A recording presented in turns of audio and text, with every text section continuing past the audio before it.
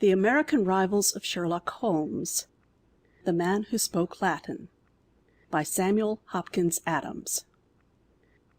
Mementos of Average Jones' exploits in his chosen field hang on the walls of his quiet sanctum.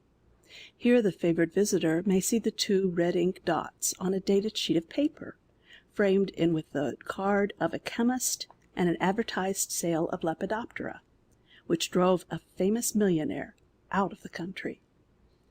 Nearby are displayed the exploitation of a lure for black bass, strangely perforated, a man's reason hung on those pinpricks, and a scrawled legend which seems to spell mercy. 2 men's lives were sacrificed to that. While below them, set in somber black, is the funeral notice of a dog worth $1 million. Facing the call for a trombone player which made a mayor, and the mathematical formula which saved a governor. But nowhere does the observer find any record of one of the advisor's most curious cases, running back 2,000 years, for its owner keeps it in his desk drawer, whence the present chronicler exhumed it by accident one day. Average Jones has always insisted that he scored a failure on this because, through no possible fault of his own, he was unable to restore a document of the highest historical and literary importance. Of that, let the impartial reader judge. It was while Average Jones was waiting for a break of that deadlock of events which, starting from the flat dweller with the poisoned face, finally worked out the strange fate of Telfik Bay, that he sat one morning, breakfasting late, the cool and breezy inner portico of the Cosmic Club, where small tables overlook a gracious fountain shimmering with the dart and poise of goldfish, was deserted save for himself, a summer engagement star actor, a specialist in carbohydrates, and a famous adjuster of labor troubles, the 4 men being fairly typical of the club's catholicity of membership. Contrary to his impeccant habit, Average Jones bore the somewhat frazzled aspect of a man who's been up all night. Further indication of this inhered in the wide yawn, of which he was in mid-enjoyment, when a hand on his shoulder cut short his ecstasy. "Sorry to interrupt so valuable an exercise," said a languid voice, "but—" and the voice stopped. "Hello, Bert," returned the adviser, looking up at the faultlessly clad slenderness of his occasional coadjutor, Robert Bertram.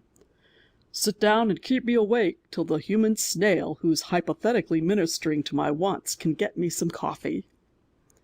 "What particular phase of intellectual debauchery have you been up to now?" inquired Bertram, lounging into the chair opposite. "Trying to forget my troubles by chasing up a promising lead which failed to pan out. Wanted, a tin nose. Sounds pretty good, huh?" "It is music to my untutored ear," answered Bertram. "But it turned out to be merely an error of the imbecile, or perhaps facetious printer, who set up the trumpeter's personal column. It should have read, 'Wanted, a tea rose.'" "Even that seems far from commonplace." "Only a code summons for a meeting of the Rosicrucians. I suppose you know that the order has been revived here in America." "Not the true Rosicrucians, surely," said Bertram. "They pretend to be. A stupid lot who make child's play of it," said Average Jones impatiently. "Never mind them. I'd rather know what's on your mind. You made an observation when you came in, rather more interesting than your usual output of table talk. You said 'but,' and nothing further. The conjunction 'but' in polite grammar ordinarily has a comet-like tail to it." "Apropos of polite grammar, do you speak Latin?" asked Bertram carelessly. "Not enough to be gossipy in it." "Then you wouldn't care to give a job to a man who can't speak anything else?" "On that qualification alone?" "No, not entirely. He is a good military engineer, I believe." "So that's the other end of the butt, is it?" said Average Jones. "Go on. Elaborate." Bertram laid before his friend a printed clipping in large, clear type, saying, "When I read this, I couldn't resist the notion that somehow or other it was in your line. Pursuit of the adventure of life and all that. Let's see what you can make of it." Average Jones straightened in his chair. "Latin," he said, "and an ad by the look of it. Can our blind friend, J. Alden Honeywell, have taken to the public prints?" "Hardly, I think. This is from the Classical Weekly, a Baltimore publication of small and select patronage." Looks rather alluring," commented Average Jones with a prolonged drawl. "Better than the Rosicrucian fakery, anyway." He bent over the clipping, studying these words: "L. Livius M.F. Praenestinus, quod libet in negotium non inhonestum qui victum merium locare velim, literatus sum, scriptum facere bene scio, stipendia multa emeritus, scientiarum belli, procertim muniendi sum peritus. Hoc de re pro me spondebit M. Agrippa. Latine tantum solo. Si quis me velit conveneri, quovis Dei mane adesto in publicis hortis orbis Baltimorianae ad signum apri." "Can you make it out?" asked Bertram. Well, the general sense. Livius seems to yearn in modern print for any honest employment, but especially scrapping of the ancient variety or secretarying. Apply to Agrippa for references. Since he describes his conversation as being confined to Latin, I take it he won't find many jobs reaching out eagerly for him. Anybody who wants him can find him in the Park of the Wild Boar in Baltimore. That's about what I make of it. Now, what's his little lay, I wonder?" "Some lay of ancient Rome, anyhow," suggested Bertram. "Association with Agrippa would have put him back in the 1st century B.C., wouldn't it? Besides, my informant tells me that Mr. Livius, who seems to have been an all-around sort of person, helped organize fire brigades for Crassus, and was one of the circle of minor poets who wrote rhapsodies to the fair but frail Clodia's eyebrows, earlobes, and insteps." "Your informant? The man's actually been seen, then?" "Oh, yes. He's on view, as per advertisement, I understand." Average Jones rose and stretched his well-knit frame. "Baltimore will be hotter than the place that isn't," he said plaintively. "Martyrdom by fire. However, I'm off by the 5 o'clock train. I'll let you know if anything special comes of it, Bert." Barry's splendid bronze boar couches, semi-shaded, in the center of Monument Park, Baltimore's social hilltop. There Average lounged and strolled through the longest hour of a glaring July morning. People came and went, people of all degrees and descriptions, none of whom suggested in any particular the 1st century B.C. One individual only maintained any permanency of situation. He was a gaunt, powerful, freckled man of 30, who sprawled on a settee and regarded Average Jones with obvious and amused interest. In time this annoyed the adviser, who stopped short, facing the settee. "He's gone," said the freckled man. "Meaning Livius, the Roman?" asked Average Jones. "Exactly. Lucius Livius, son of Marcus Praenestinus." "Are you a representative of this rather peculiar person, may I ask?" "It would be a dull world except for peculiar persons," observed the man on the settee philosophically. "I've seen very many peculiar persons lately by the simple process of coming here day after day. No, I'm not Mr. Livius's representative.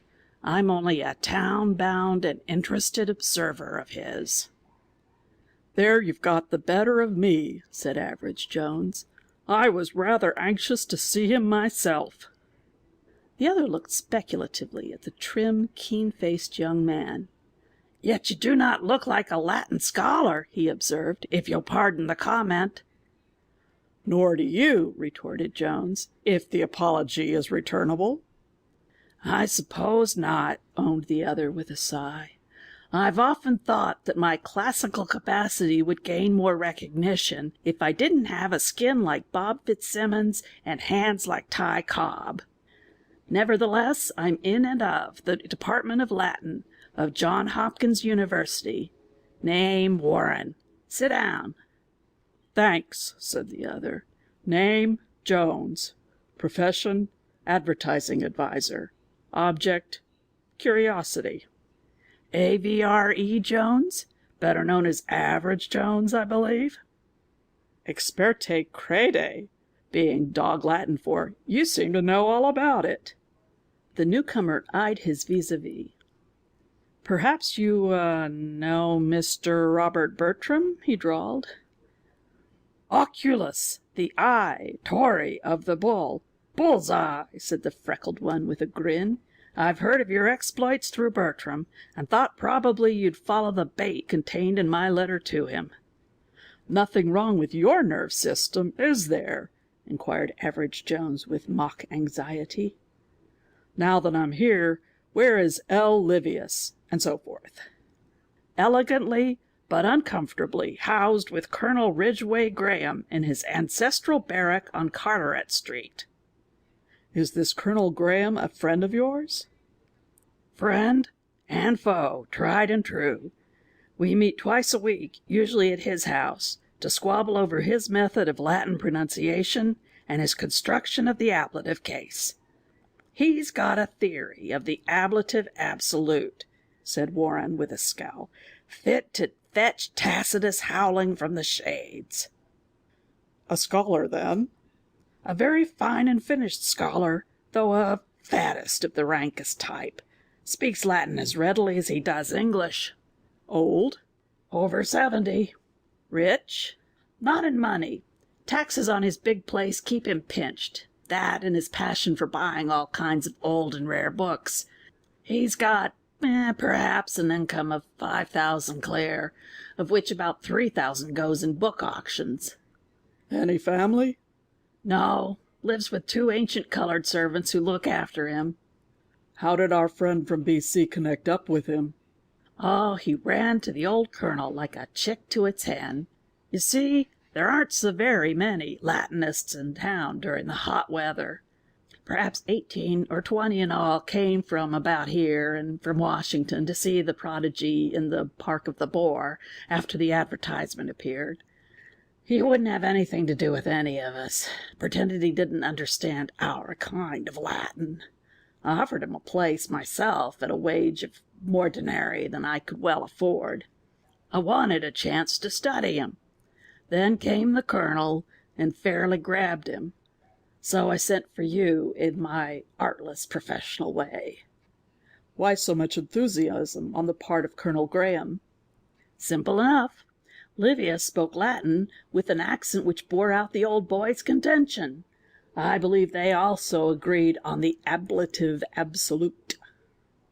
"Yes, sir, naturally," drawled Average Jones. "Does our early Roman speak pretty ready Latin?" "He's fairly fluent. Sometimes he stumbles a little in his constructions, and he's apt to be, monkish rather than classical when in full course." "Doesn't wear the toga virilis, I suppose?" "Oh, no.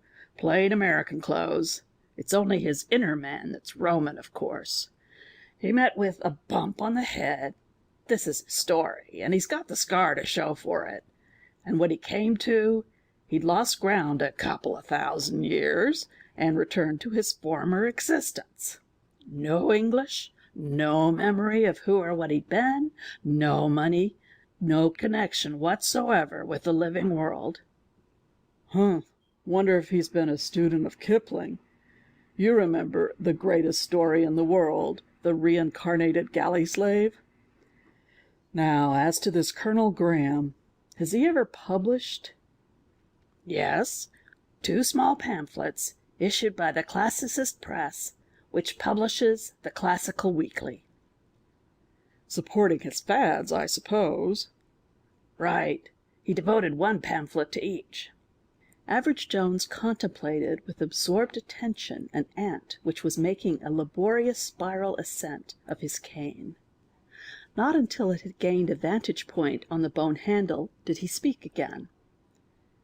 See here, Professor Warren, I'm a passionate devotee of the Latin tongue. I have my deep and dark suspicions of our present modes of pronunciation, all 3 of them.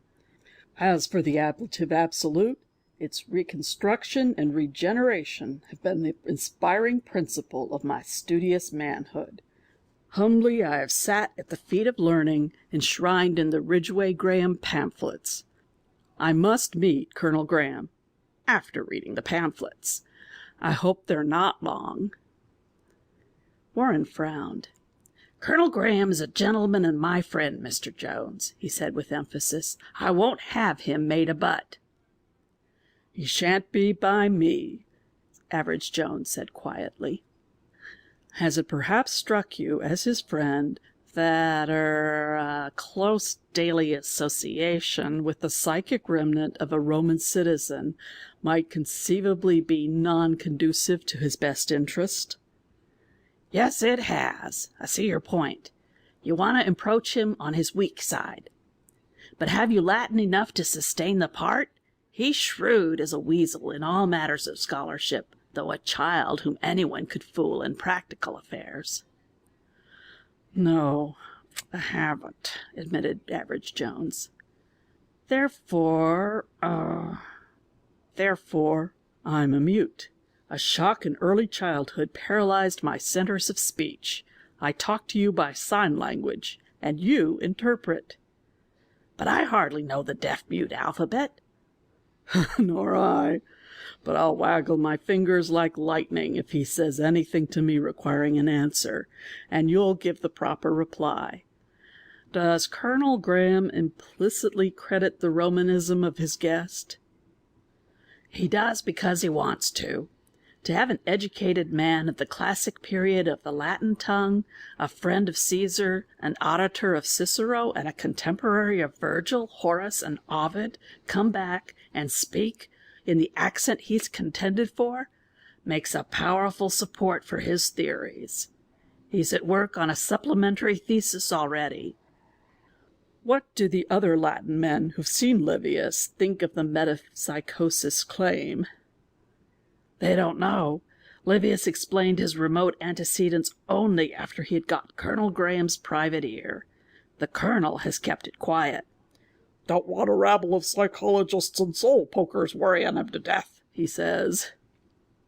Makes it pretty plain sailing for the Roman. Well, arrange to take me there as soon as possible. At the Graham house, Average Jones was received with simple courtesy by a thin, rosy-cheeked old gentleman with a dagger-like imperial and a dreamy eye, who, on Warren's introduction, made him free of the unkempt old place's hospitality.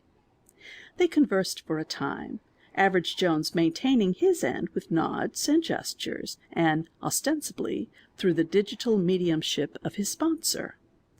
Presently, Warren said to the host, "And where is your visitor from the past?" "Prowling among my books," answered the old gentleman. "Are we not going to see him?" The colonel looked a little embarrassed. "The fact is, Professor Warren, Livius has taken rather an aversion to you." "I'm sorry. How so?" A twinkle of malice shone in the old scholar's eye. "He says that your Latin accent frets his nerves," he explained. "In that case," said Warren, obeying a quick signal from his accomplice, "I'll stroll in the garden while you present Mr. Jones to Livius." Colonel Graham led the way to a lofty wing, once used as a drawing-room, but now the repository for thousands of books, which not only filled the shelves but were heaped up in every corner.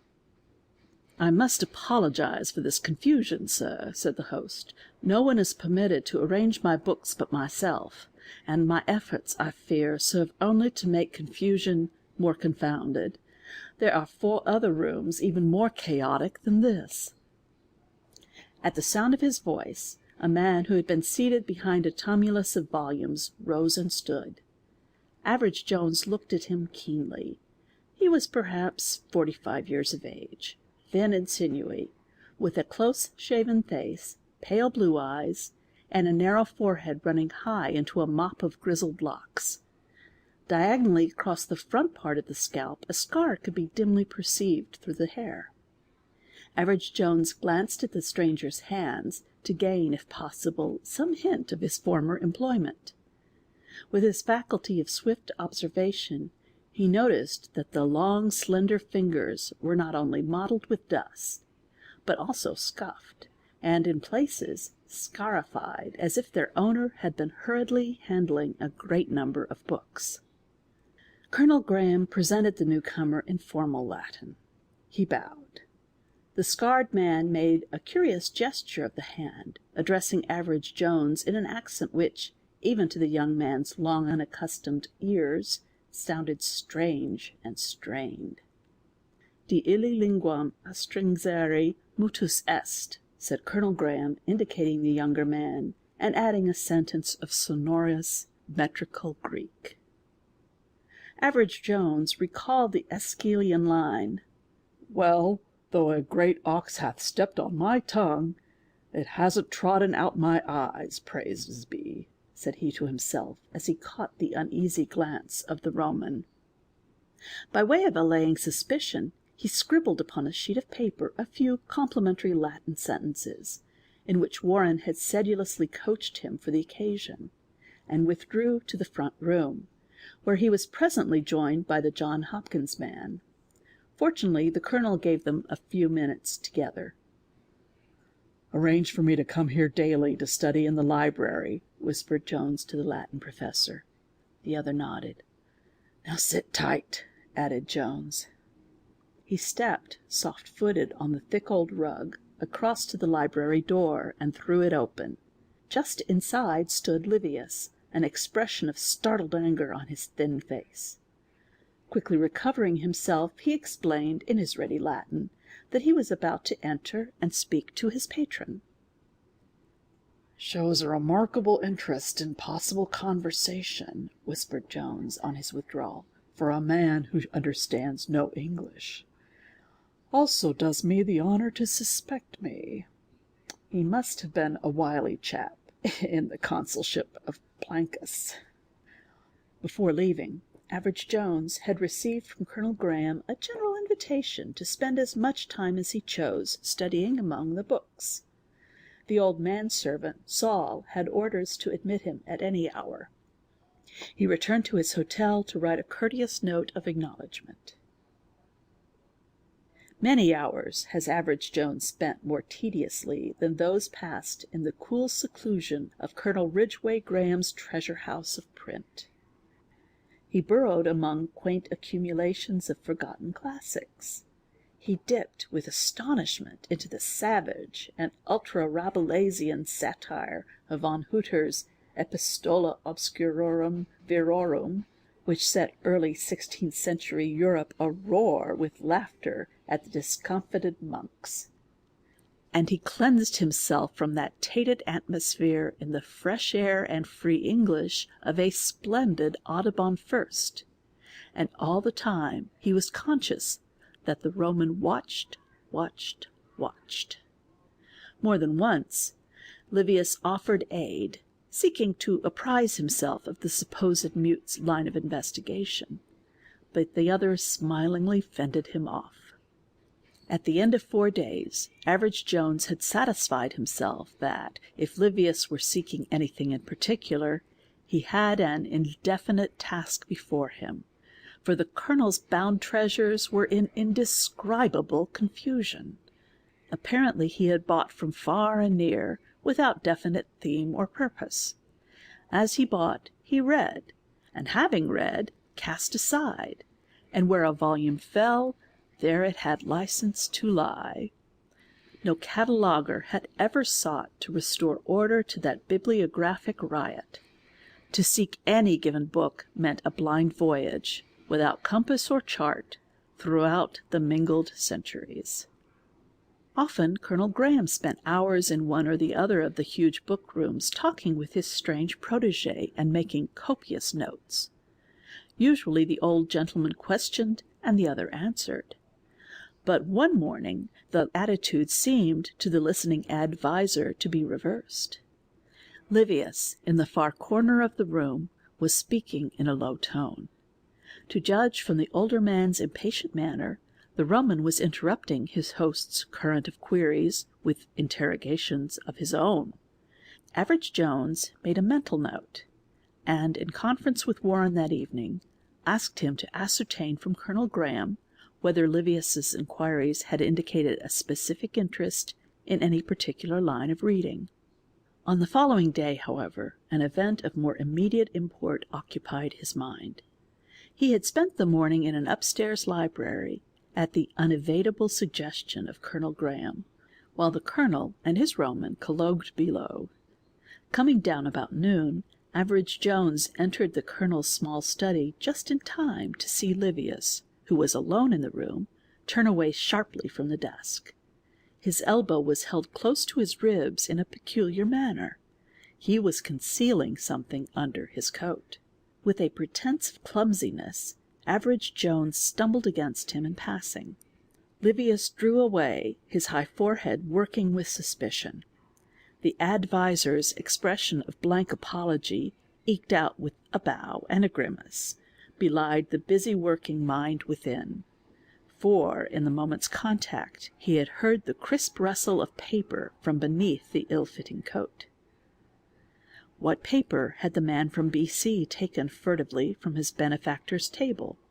It must be large, otherwise he could have readily thrust it into his pocket. No sooner was Livius out the room than Average Jones scanned the desk. His face lighted with a sudden smile. Colonel Graham never read a newspaper, boasted, in fact, that he wouldn't have one about the place. But, as Average Jones distinctly recalled, he had himself that very morning brought in a copy of the Globe and dropped it into the scrap basket near the writing table. It was gone. Livius had taken it. "If he's got the newspaper reading habit," said Average Jones to himself, "I'll set a trap for him, but Warren must furnish the bait." He went to look up his aide. The conference between them was long and exhaustive, covering the main points of the case from the beginning.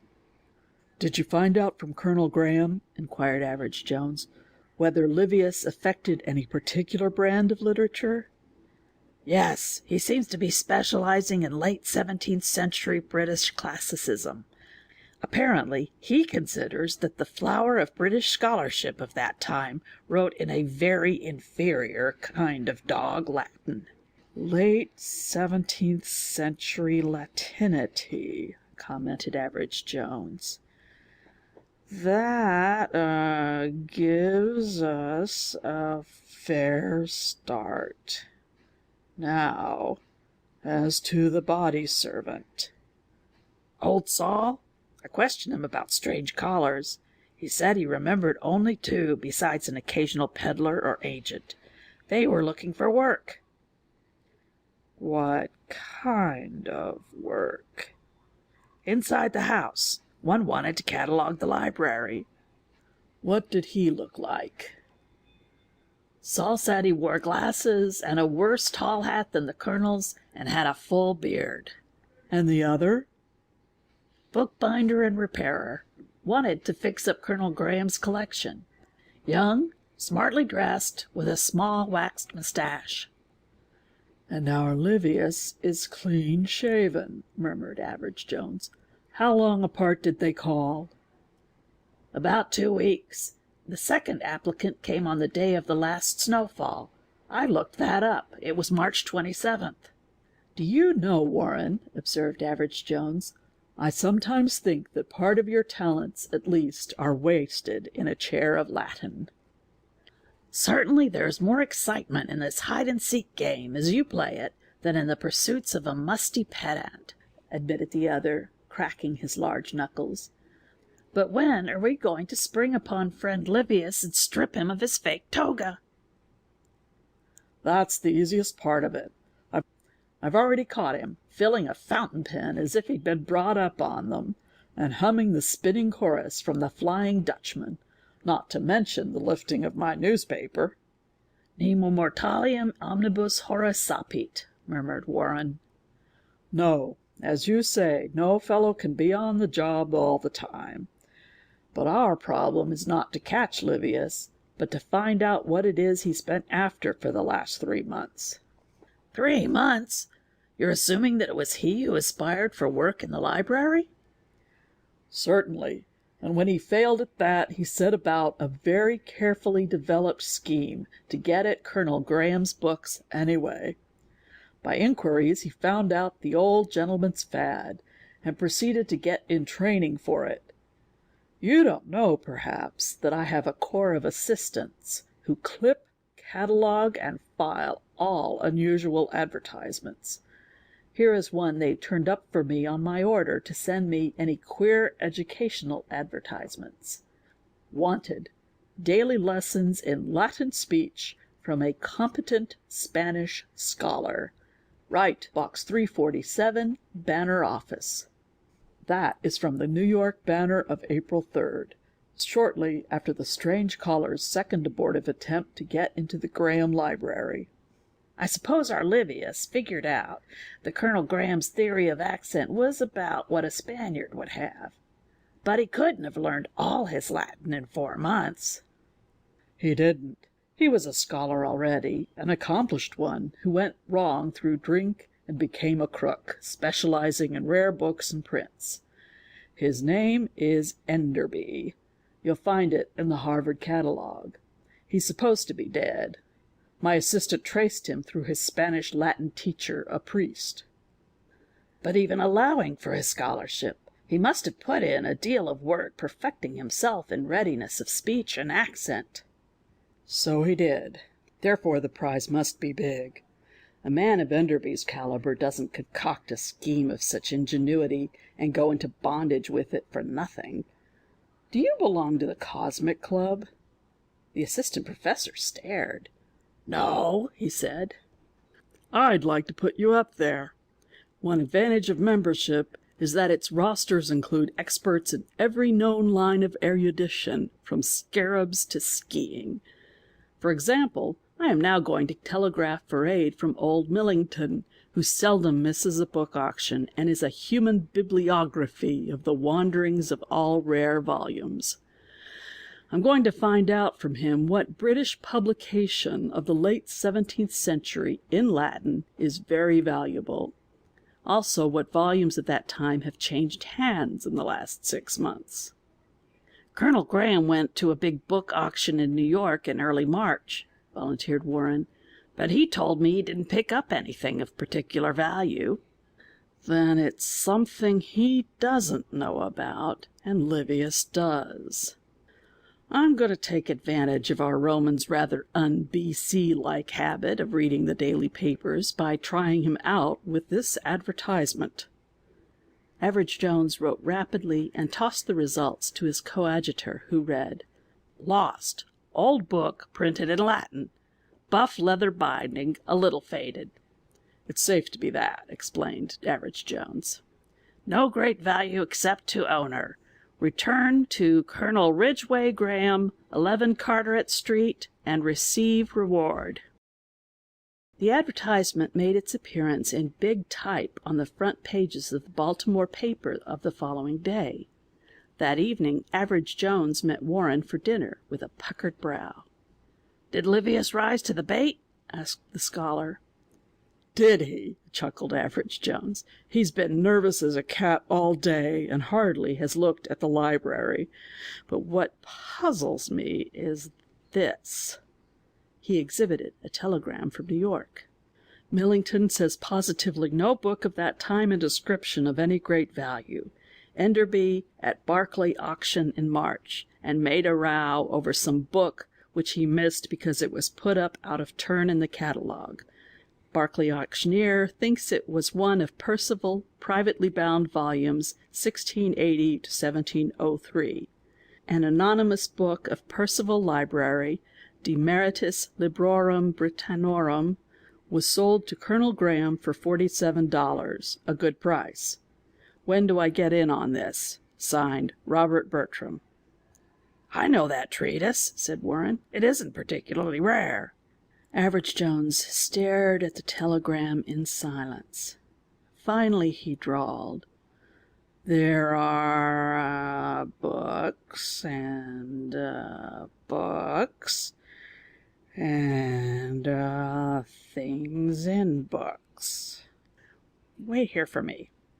3 hours later he reappeared with collar wilted but spirits elate, and abruptly announced, "Warren, I'm a cobbler." "A what?" "A cobbler. Mend your boots, you know." "Are you in earnest?" "Certainly. Haven't you ever remarked that a serious-minded earnestness always goes with cobbling? Though I'm not really a practical cobbler, but a proprietary one. Our friend Bertram will dress and act the practical part. I've wired him, and he's replied, collect, accepting the job. You and I will be in the background." "Where?" "Number 27 Jasmine Street. Not a very savory locality. Why is it, Warren, that the beauty of a city street is generally an inverse ratio to the poetic quality of its name? There, I've hired the shop and stock of Mr. Hans Fichtel for 2 days, at the handsome rental of $10 per day. Mr. Fichtel proposes to take a keg of beer a-fishing. I think 2 days will be enough." "For the keg?" "For that noble Roman, Livius. He'll be reading the papers pretty keenly now, and in tomorrow's he'll find this advertisement." Average Jones read from a sheet of paper which he took from his pocket. "Found. Old book in foreign language, probably Latin, marked Percival.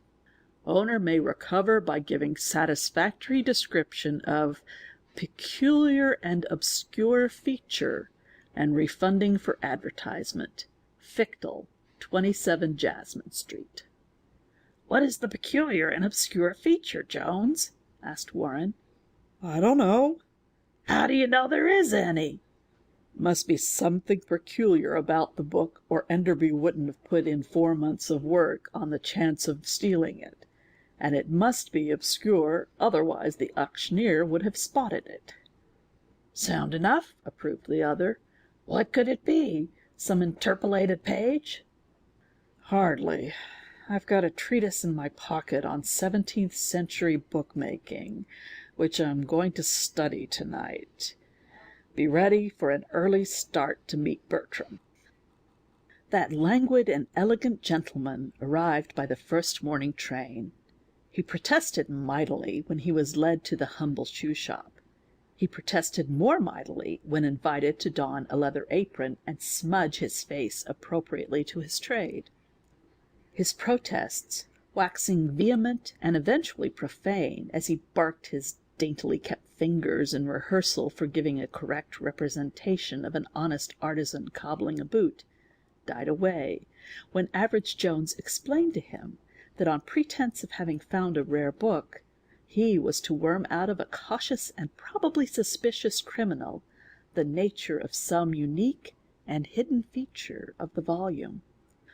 "Trust me for diplomacy," said Bertram airily. "I will because I've got to," retorted Average Jones. "Well, get to work. To you, the outer shop. To Warren and me, this rear room. And remember, if you hear me whetting a knife, that means come at once." Uncomfortably twisted into a supposedly professional posture, Bertram wrought with hammer and last, while putting off with lame, blind, and halting excuses, such as came to call for their promised footgear. By a triumph of tact, he had just disposed of a rancid-tongued female who demanded her husband's boots. A satisfactory explanation, or the arbitrament of the lists, when the bell tinkled and the two watchers in the back room heard a nervous, cultivated voice say, "Is Mr. Fichtell here?" "That's me," said Bertram, landing an agonizing blow on his thumbnail. "You advertised that you'd found an old book." "Yes, sir. Someone left it in the post office." "Ah, that must have been when I went to mail some letters to New York," said the other glibly. "From the advertised description, this book is without doubt mine. Now, as to the reward—" "Excuse me, but you wouldn't expect me to give it up without any identification, sir." "Certainly not. It was Demeritus Liberor—" "I can't read Latin, sir." "But you can make that much out," said the visitor with rising exasperation. "Come, if it's a matter of the reward, how much?" "I wouldn't mind having a good reward, say $10. But I want to be sure it's your book. There's something about it that you could easily tell me, sir, for anyone could see it." "A very observant shoemaker," commented the other with a slight sneer. "You mean the half-split cover?" Swish, swish, swish, swish, sounded from the rear room. "Excuse me," said Bertram, who had not ceased from his pretended work. "I have to get a piece of leather." He stepped into the back room, where Average Jones, his face alight, held up a piece of paper upon which he had hurriedly scrawled, "Manuscript bound into cover. Get it out of him. Tell him you have a brother who is a Latin scholar." Bertram nodded, caught up a strip of calfskin, and returned. "Yes, sir," he said. "The split cover, and what's inside?" The other started. "You didn't get it out!" he cried. "You didn't tear it!"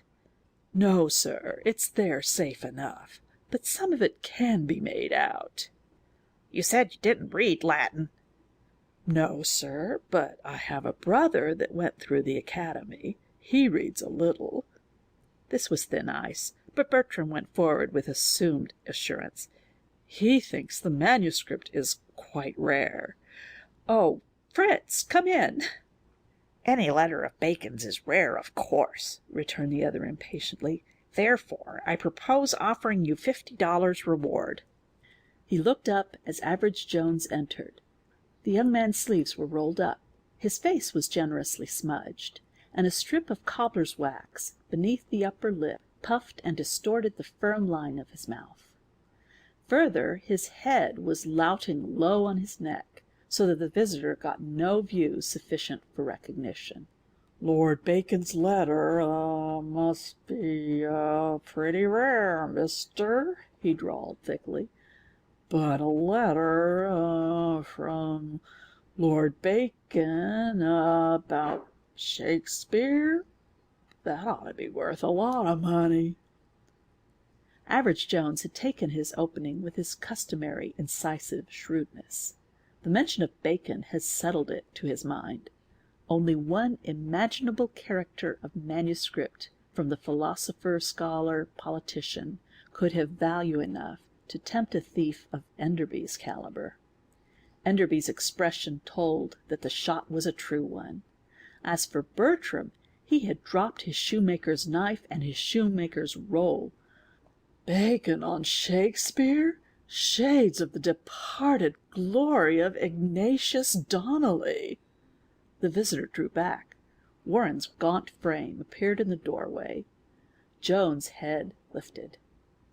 "It ought to be as unique," he drawled, "as an ancient Roman speaking perfect English." Like a flash, the false Livius caught up the knife from the bench where the false cobbler had dropped it, and swung toward Average Jones. At the moment the ample hand of Professor Warren, bunched into a highly competent fist, flicked across and caught the assailant under the ear. Enderby, alias Livius, fell as if smitten by a cestus. As his arm touched the floor, Average Jones kicked unerringly at the wrist, and the knife flew and tinkled into a far corner. Bertram, with a bound, landed on the fallen man's chest and pinned him. "Did he get you, Average?" he cried.